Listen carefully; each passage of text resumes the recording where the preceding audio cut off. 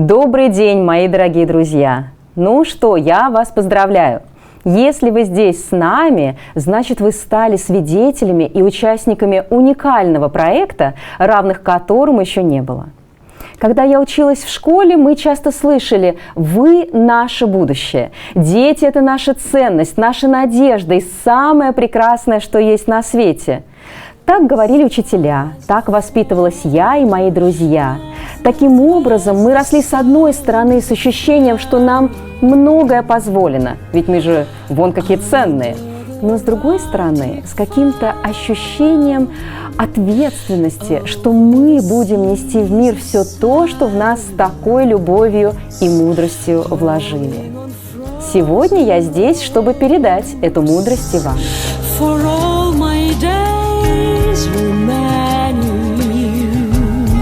But would not be true.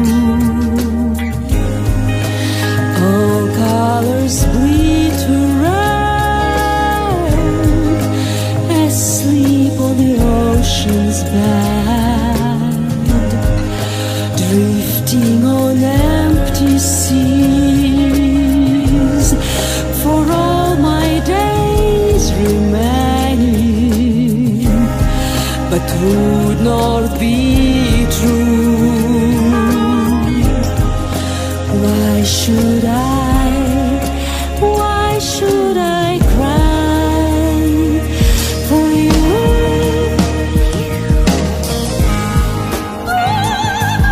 Just for me, over a godless sea.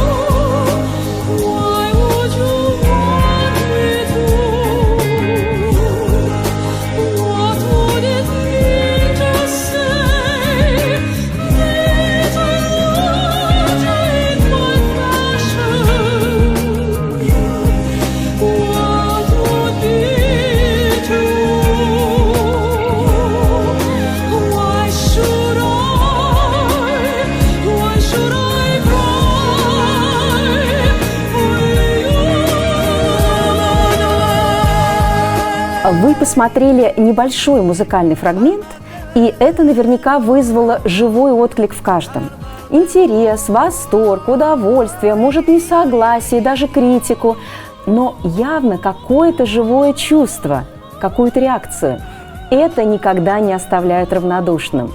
Музыка никогда не оставляет человека равнодушным. А музыка и есть величайший и, возможно, самый главный язык культуры.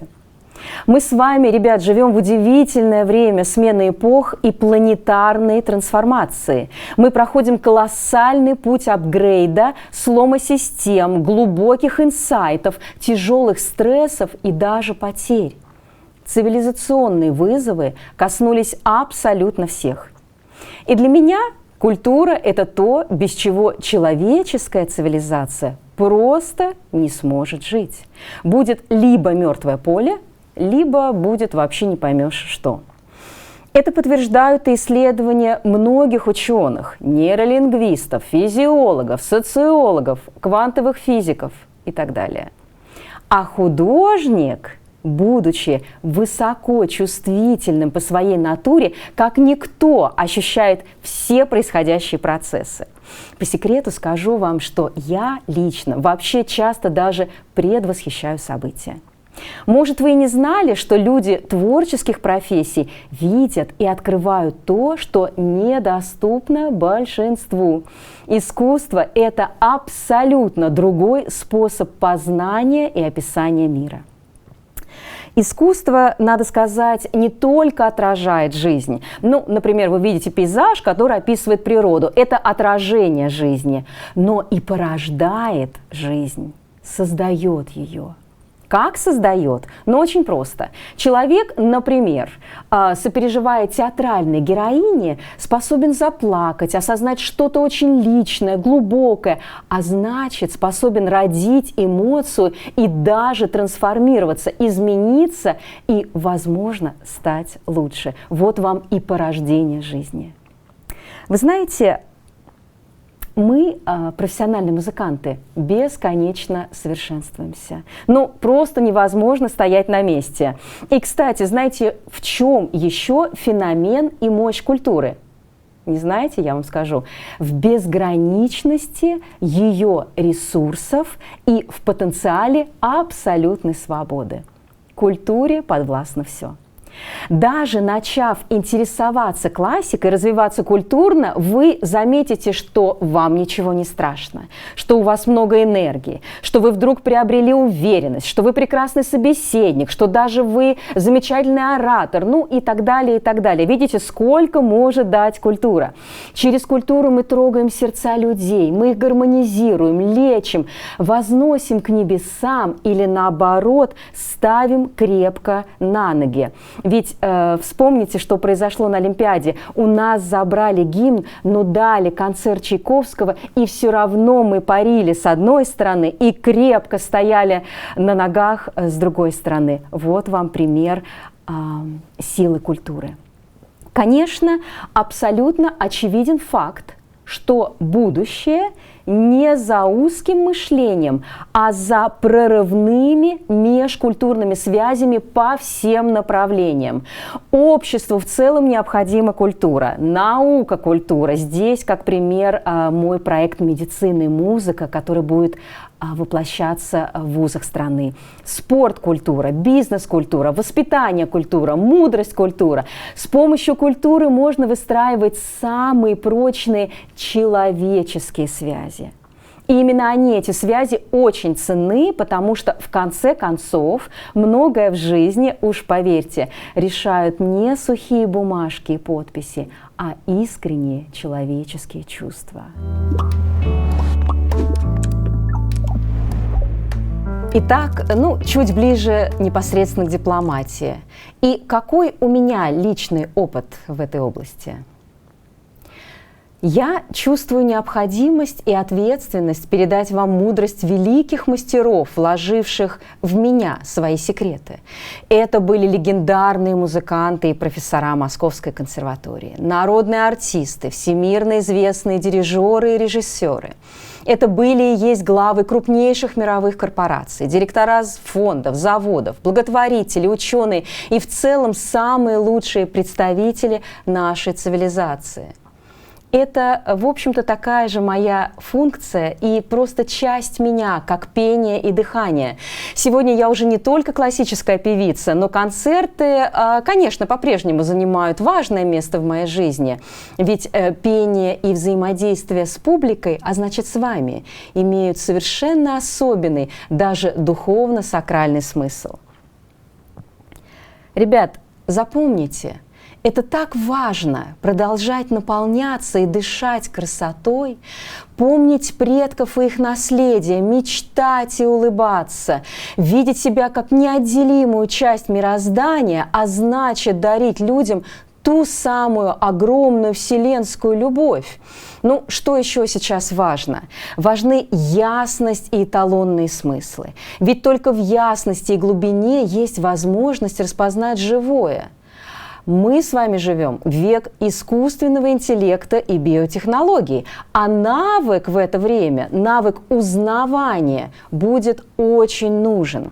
В скором времени мы вообще не сможем понять, с кем мы имеем дело, понимаете, с человеком или с машиной. Вы только подумайте об этом. Впервые за всю историю человеческой цивилизации мы оказались на пороге того времени, когда так пошли технологии вверх, что просто мы будем не в состоянии угадать, с кем мы имеем дело. А вот если мы умеем слышать свое сердце и слышать сердце другого человека, тогда мы сразу поймем, кто живой, а кто нет.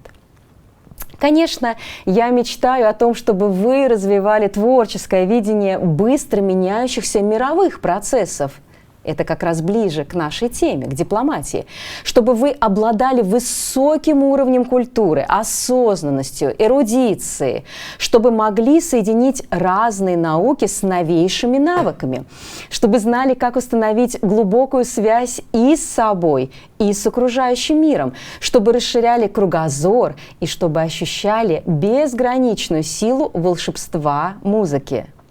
Кстати сказать, сила нашей страны, сила России именно в глубине и в неразрывной связи с истоками, с нашими корнями. Поверьте моему опыту, это действительно уникальный факт. Может быть, не сегодня, а в будущем я вам расскажу конкретные примеры тех ситуаций, в которых я оказывалась после своих концертов в разных странах, делая разные проекты, как именно дипломатия, как культура, как музыка влияли на события.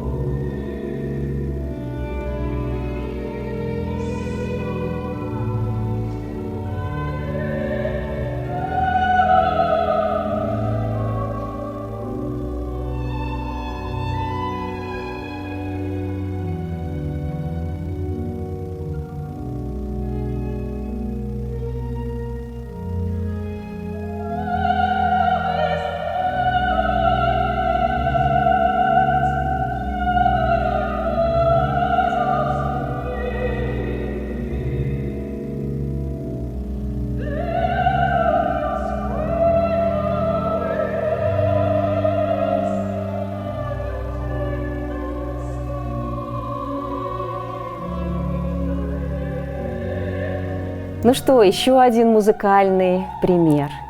У меня, кстати, есть интересная история с Summertime. На своем первом же международном конкурсе в Италии я выиграла первую премию.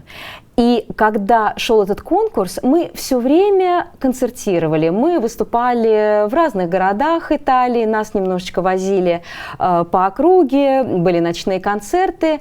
И, к моему удивлению, меня все время просили исполнить Summertime великого композитора Джорджа Гершвина.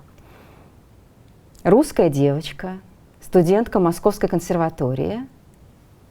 Мы находимся в Италии, и члены жюри просят меня исполнить Summertime. Английский язык я прекрасно выучила в школе и с удовольствием общалась на нем с членами жюри, коллегами со всего мира. И что же получилось? Я потом только стала осознавать, что через вот этот пример музыкального произведения Я стала выходить в мир, я стала больше петь, потому что именно это произведение, они меня продолжали и просили исполнять. Я стала больше говорить на английском. Мы потом завязали связи с американским университетом, который пригласил меня на следующий год выступать у них. Надо сказать, что тогда еще я не знала, что уже через год я буду стоять на сцене Карнеги-холл. И все это, конечно, в том числе, потому что тот самый Summertime так понравился членам музыкального жюри. Какой мы можем сделать из этого вывод? Если ты трогаешь души посредством музыки, если у тебя горячее сердце, пытливый ум и определенные навыки и умения, тебе открываются многие двери, я бы даже сказала, любые двери. Вот, в принципе, что может сделать культура.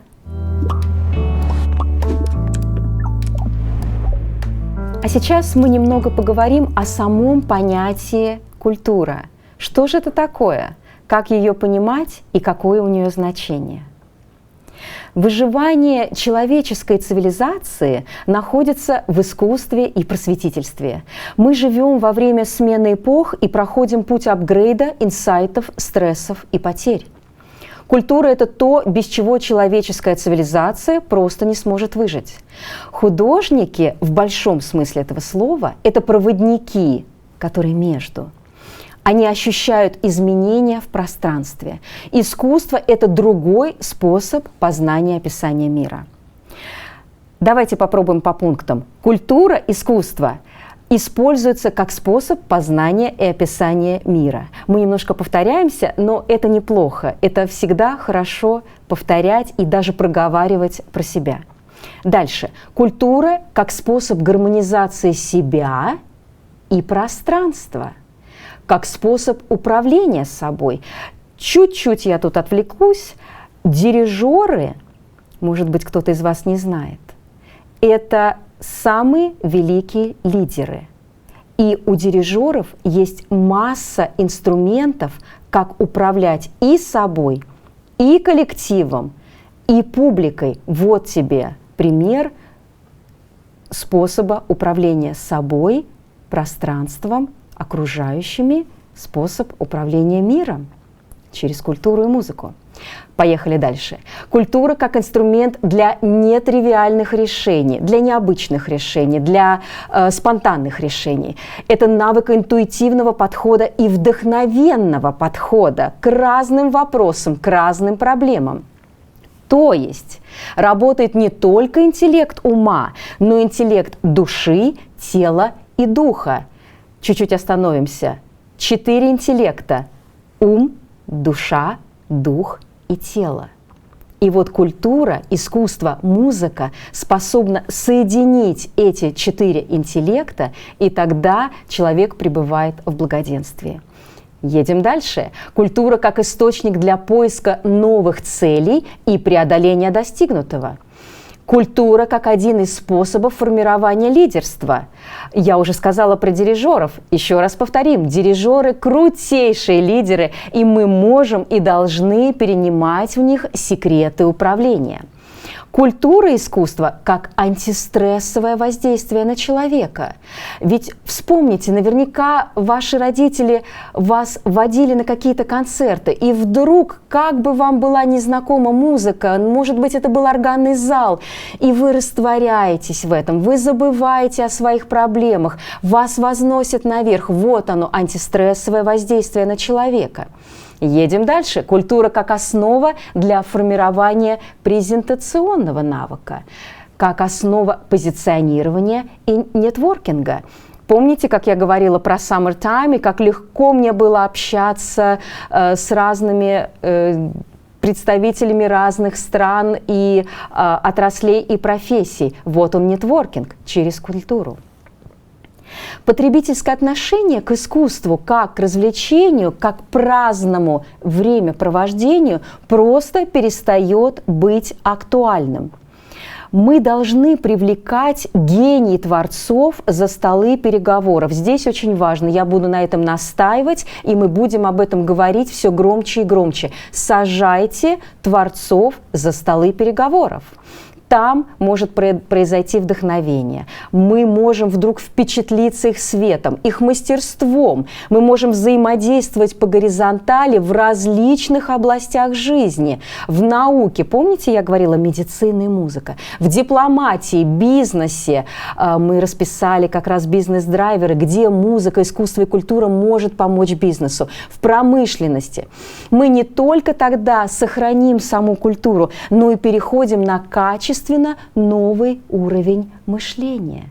А ведь только в ясности и глубине есть возможность распознать живое.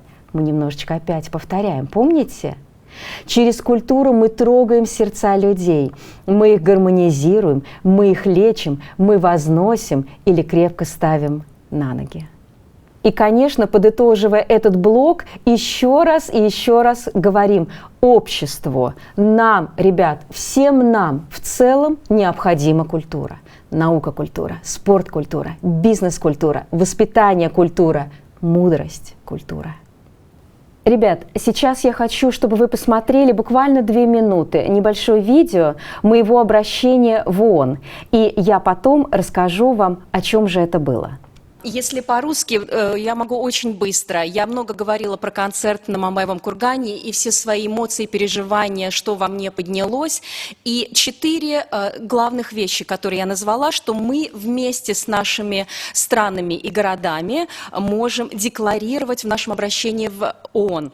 Это то, что мы вдохновляем мир с новыми идеями, с новыми словами, с новыми выражениями, с новой энергией, вспоминая все то, что наши деды сделали для нас, и то, что точки опоры, которые они создали, мы можем продолжать нести для наших детей. Потому что если мы это не сделаем, наши дети останутся без истории, без точек опоры и без будущего. Мы декларируем, что наши страны и города стоят вместе, что они были родоначальниками этого движения. Мы декларируем, что мы не трогаем историю.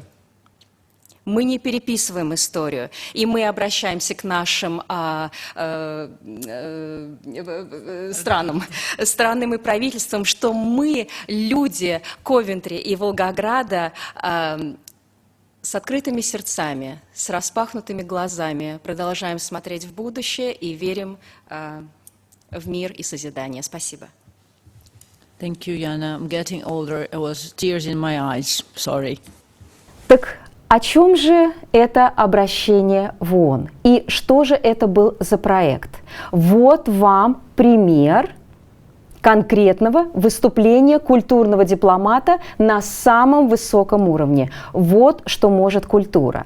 Однажды ко мне обратился один регион, это был Волгоград, провести проект и отпраздновать 75-летие побратимского движения. Мало кто на самом деле помнит, хотя когда я была еще маленькая, мы в этом росли, мы знали, какие есть города-побратимы, когда началось побратимское движение. А ведь началось оно с Волгограда в России и с Ковентри в Англии. И тогда, в 1944 году, в далеком 1944 году, 2 страны, 2 города протянули друг другу руки, и вот так зародилось побратимское движение. И что вы поняли из этого видео? Что ребята, такие же, как вы, принимали участие в этом проекте, и можно бесконечно об этом говорить, и можно в интернете посмотреть об этом много. Мы представляли проект на федеральном уровне, мы представляли его на культурном форуме в Санкт-Петербурге, на форуме общественной дипломатии в Волгограде. Но ясно одно, что вы, дети, детская дипломатия, культурная дипломатия может и должна влиять на отношения между 2 странами. Ну и небольшой блок «Музыка, культура как инструмент дипломатии». Здесь, конечно, должны следовать примеры из моей жизни, мои проекты, взаимодействия, достижения, про то, что мы уже с вами говорили, движение городов-побратимов. Конечно, у меня много этих примеров, и невозможно все их рассказать. Как именно работает культура, как именно воздействует музыка, какой у меня багаж и как это все действует на благо нашей страны, на благо имиджа России, и как наши идеи и профессионализм, не забывайте, вдохновение – это хорошо, но профессионализм, наше крепкое вот это стояние на ногах, все это помогает продвигать невероятные проекты за счет именно мягкой силы. Культурная дипломатия связана с деятельностью в области культуры, где национальные идеи представлены для того, чтобы объединять народы мира, несмотря ни на какие государственные границы и несмотря ни на какие политические разногласия.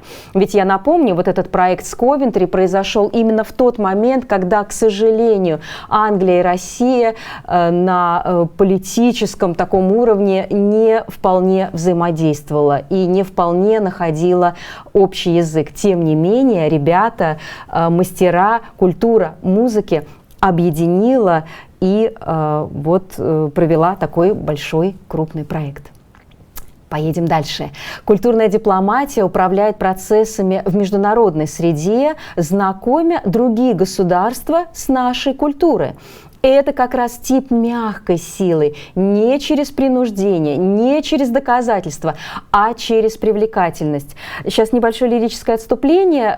Вы знаете, я прожила 20 лет в Америке, и каково же было мое удивление, что люди вообще не знают, американцы, причем и на самом высоком уровне, что оказывается у нас сотни национальностей, что оказывается люди, которые не совсем европейской внешности, они могут называться русскими, что у нас такой замечательный этнос, что у нас такая огромная территория, и все это наше достижение, и с таким удовольствием они про это слушают, и через культуру, через вот этот язык, через горящие глаза они начинают нас любить.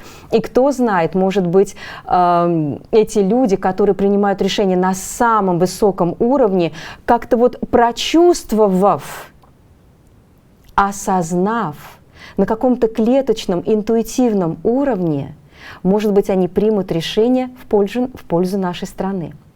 Культурная дипломатия основывается на глубоком и всестороннем изучении традиций, религий, истории, культурных особенностей страны. Именно это позволяет эффективно ее применять. И очевидно, что международное общение в сфере культуры имеет не менее древнюю историю, чем в сфере политики и экономики. Другими словами, наши с вами предки, древние предки, знали, как использовать инструменты культуры для мягкого воздействия. Все это развивалось стихийно под воздействием естественной потребности народов приобщаться к опыту и достижениям соседей в области культуры, как они перенимают обычаи, какие-то способы и навыки возделывания каких-то инструментов культуры, да, и как и в любой другой сфере человеческой деятельности равным образом, как могли эти соседи делиться своими культурными кодами и ресурсами, при этом, конечно, оставляя и сохраняя свое. На международный уровень культурное сотрудничество вышло с помощью такой известной и влиятельной организации, как Организация Объединенных Наций. Я являюсь амбассадором и послом доброй воли Российской ассоциации содействия ООН. И, конечно, на этой базе проходит тоже много проектов, и я вас призываю немножечко приоткрыть дверь по направлению к этим темам. Основную цель культурной дипломатии можно рассматривать как формирование позитивного имиджа страны. Например, вы меня можете спросить, хорошо, культурная дипломатия, но мы же здесь, в общем-то, в детском посольстве, мы же здесь разговариваем про детскую дипломатию. Так существует ли детская дипломатия? Нужна ли она? В чем ее цели и задачи? По плечу ли такое детям? Как вы думаете? Посмотрите небольшой 2-минутный ролик, и вы все увидите сами.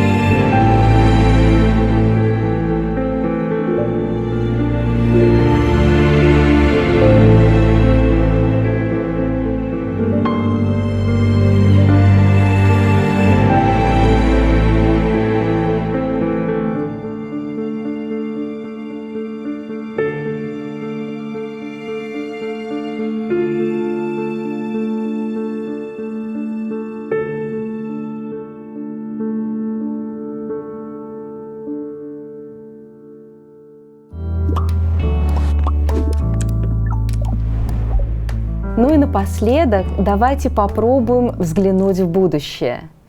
Детская дипломатия действительно является действенным инструментом воспитания патриотически настроенной, постоянно развивающейся молодежи, будущей дипломатической и политической элиты страны. Участие детей в различных проектах и программах дипломатической направленности способствует формированию толерантности, коммуникативности, позволяет ребенку впитывать в себя культуру мира, понять обычаи и ценности народов разных национальностей и разных стран. Образ ребенка-миротворца, дипломата в противовес терминаторам, универсальным солдатам помогает направить мировоззрение в русло гражданско-патриотического воспитания и представляет им выбор. Мы должны, конечно, понять, что детская или молодежная дипломатия сегодня направлена на установление дружеских отношений между новым поколением разных стран. Ведь уже через 15-20 лет вы начнете править миром. Подумайте об этом. 15 лет, и вы правите миром. Вы станете профессиональными дипломатами, политиками, бизнесменами, врачами, инженерами, и тогда уже дружба, которая, кстати, является наиболее прочной, когда завязывается в юном возрасте, она перейдет на партнерский уровень, выгодный для всех. Молодежную дипломатию можно сравнить с крупным бизнес-проектом, который начнет приносить дивиденды через десяток лет. В это надо вкладываться. И мы не будем жалеть ни сил, ни средств, чтобы это происходило. Ведь каким мир будет завтра, зависит от вас. От того, что мы с вами подготовим, в том числе и через этот курс, зависит будущее страны, зависит будущее мира и будущее новых поколений. Это не громкие слова. Ребят, поверьте, вы видели, какой опыт у меня богатый. Вся моя репутация, вся моя жизнь показывает то, что все, о чем мы с вами сегодня говорим, очень весомо. Ежедневные сообщения об очередных межнациональных и межрелигиозных конфликтах стали не просто жестокой реальностью нашего времени. Что еще хуже, эти конфликты превращаются в обыденность современной политики. И единственный шанс на мирное будущее в чем? Он в вас. И именно вам завтра вершить судьбы стран. Пока еще не поздно, можно и нужно привить культуру мира и согласия. Ведь дети – самый искренний и самый радушный народ на планете. Кстати, в новом мире люди будут реагировать не столько на информацию, сколько на самого человека. И энергия, привлекательность, разум, мудрость, гармония и внутренняя красота становятся важнее навыков. Так было всегда. И вот, например, в Америке, повторюсь, я прожила там 20 лет, этому учат и твердят на всех углах. Они говорят, недостаточно того, чтобы тебя заметили. Важнее, чтобы тебя захотели привлечь к своему делу снова и снова. По-английски эта фраза звучит так. It's not enough to be engaged. What matters is to be re-engaged. То есть, какой бы профессионал вы ни были, если ты не человек, если ты не культурный, не надежный, не сильный, не человечный, с вами никто не захочет иметь дело. Потому что в мире колоссальной конкуренции, вспоминаем, что мы теперь еще соревнуемся и с машинами, да, мы об этом говорили ранее. Человек и его вот эти 4 интеллекта, здесь тоже вспоминаем, дух, душа, разум и тело, выходят абсолютно на первый план. Человек выходит на первый план. У людей нет времени, нет энергии, кругом информационный хаос. Впечатления друг о друге складываются порой за секунды. Тем не менее, я выделю несколько ключевых пунктов, что такое культурная детская дипломатия сегодня и завтра. Это, конечно, весь советский опыт. Все, чем занимались фонды мира, коллективы, советы дружин школ, лагеря, все это нужно поднимать и воплощать. При этом важно знать для чего. Ведь раньше, в советское время, мы всегда знали, кого и как мы представляем. Нас этому учили, нас воспитывали, что вы лицо страны, вы лицо своих родителей, вы лицо своей школы. Это есть колоссальная ответственность, но также это и закалка характера.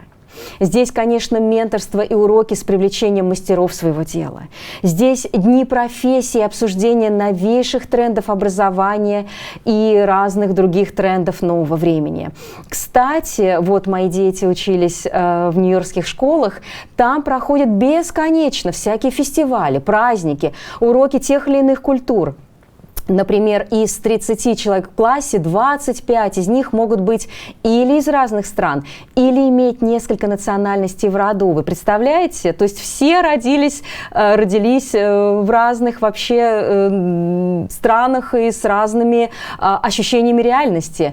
Например, изучаем Китай, значит, Китай проходит на всех площадках школы, от музыки до рисунков, от истории до политики. И, кстати, даже кулинария использовалась. Очень важный компонент образования, как выясняется. Мои дети всем классом ходили в разные национальные рестораны, будь то мексиканской кухни, будь то китайской кухни, и потом проводили обсуждения. Надо сказать, это очень сближало. Российская и мировая культура, искусство и национальные фольклорные глубинные истории должны быть основой бытия и должны быть точками опоры. Мы должны задавать вопросы, кто мы, какие мы, зачем мы. Эти вопросы сегодня самые важные. По секрету скажу, меня спрашивали очень часто за границей: who you are you? И я всегда говорилась, не пытайтесь нас понять. Как сказал Великий, в Россию можно только верить. Но, тем не менее, они эти вопросы задают, и вы должны для себя на них отвечать. Кто вы? В чем наша сила? Отвечая на эти вопросы уверенно, спокойно, мы сможем донести себя всему миру. Вы спросите, как донести? С помощью культуры речи. Как подавать себя и дело, мы должны знать. Здесь выходит на первый план этикет, деловой и цифровой этикет. Ораторское искусство, искусство убеждения и полемики, невербальное воздействие на публику. Мы должны знать типы и источники мотивации, вдохновения и многое-многое другое. Ну, еще один пункт, который невозможно пройти мимо, это языки. Ребят, языки, языки и языки. Мы здесь сильно проседаем. Весь мир свободно говорит на 3-4 языках. Конечно, здесь возникают вопросы осознанного лидерства, вопросы самокоучинга, самосознания, метасознания. Погуглите, посмотрите, что такое метасознание. Это навык включения наблюдателя. Это все тоже входит в вопросы культурной дипломатии. Вы знаете, у меня колоссальное количество идей и профессионального опыта. И, конечно, я могу рассказывать об этом бесконечно. Но в заключение я скажу вам следующее. Однажды в моей жизни случился серьезный кризис, я потеряла себя. И ни Карнеги Холл, ни победа на международных конкурсах, ни даже моя семья не могли заполнить зияющую пустоту. Я была вдали от Родины. И тогда я вспомнила своих предков, своих генералов, непобедимых воинов и умнейших, красивейших женщин. И я поняла, можно забыть себя, но невозможно забыть их. Невозможно потерять Родину, если она есть твои точки опоры. И вот в этом, на мой взгляд, и кроется наша загадка и наша созидательная сила, которую сегодня мы попытались передать вам. Я вам желаю здоровья и процветания. И до новых встреч. People